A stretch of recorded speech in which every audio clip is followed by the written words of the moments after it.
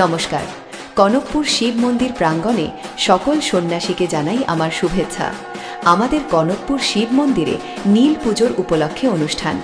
আমাদের এখানে কি হয় আপনাদেরকে দেখাই চলো। সর্বপ্রথম নীল পুজোর একদিন আগে সকল সন্ন্যাসীরা একত্র হয়ে বিকাল 5টা নাগাদ পুকুরের ধারে আসে। এখানে এই দিনে অনেক মানুষ আসেন। এছাড়াও গ্রামের সকল মানুষ এখানে উপস্থিত থাকেন। আর আমাদের এই অনুষ্ঠানটি বহু বছর ধরে হয়ে আসছে। অনেক বয়স্ক মানুষের কাছে শোনা যায় এই নীল পুজোর রহস্য আসলে কি। যারা অনেকের দেখেনি তাদেরকে বলবো, নীল পুজো মূলত একটি বাঙালি হিন্দু উৎসব। চৈত্র মাসের শেষ দিনে চৈত্র সংক্রান্তির আগের দিন পালিত হয়। একে নীল ষষ্ঠীও বলা হয়। এই দিন শিব ও দুর্গার বিয়ে উদযাপন করা হয়। অনেক মহিলারা নির্জলা ব্রত পালন করেন এবং শিবের মাথায় জল ঢালেন সন্তান ও পরিবারের মঙ্গল কামনার জন্য। আর আমাদের এখানে শিবকে বলা হয় নীল পুজো। আপনারা দেখতে পাচ্ছেন এখানে জলের মাঝখানে ঘুরছে সকল সন্ন্যাসীরা। এখান থেকে তুলে নিয়ে যাওয়া হয় আমাদের শিবকে, আর সেদিন রাতে তাকে পুজো করা হয় সকল সন্ন্যাসী মিলে। উপস্থাপনায় সেদিন রাতে অনেকে উলুধ্বনি দিয়ে অনেক আনন্দের সাথে বাবা শিবকে পুজো করেন। তারপরে আসে নীল পুজোর দিন। এই দিনে বাবা শিবকে নিয়ে সকল সন্ন্যাসী মিলে গ্রামে প্রতিটা বাড়ি নিয়ে যাওয়া হয় আর তাকে পুজো করা হয়।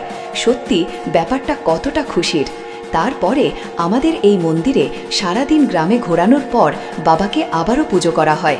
সেই পুজোটাই কিন্তু সব থেকে কঠিন পুজো, কারণ বাবার মাথার থেকে 3টি ফুল পড়বে, তারপরেই তার পুজো সম্পূর্ণ হবে, তার আগে হবে না।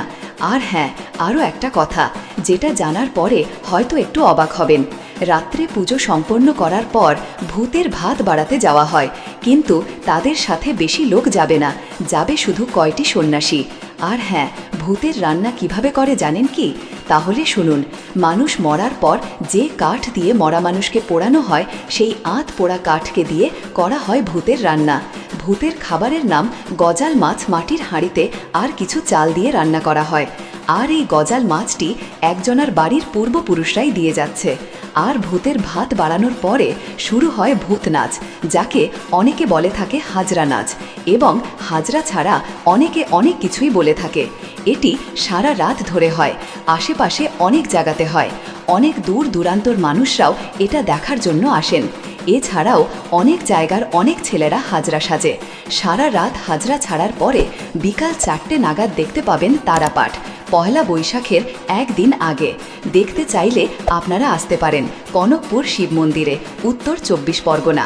ভিডিওটা কেমন লেগেছে অবশ্যই বলবেন। ভিডিওটা দেখার জন্য ধন্যবাদ।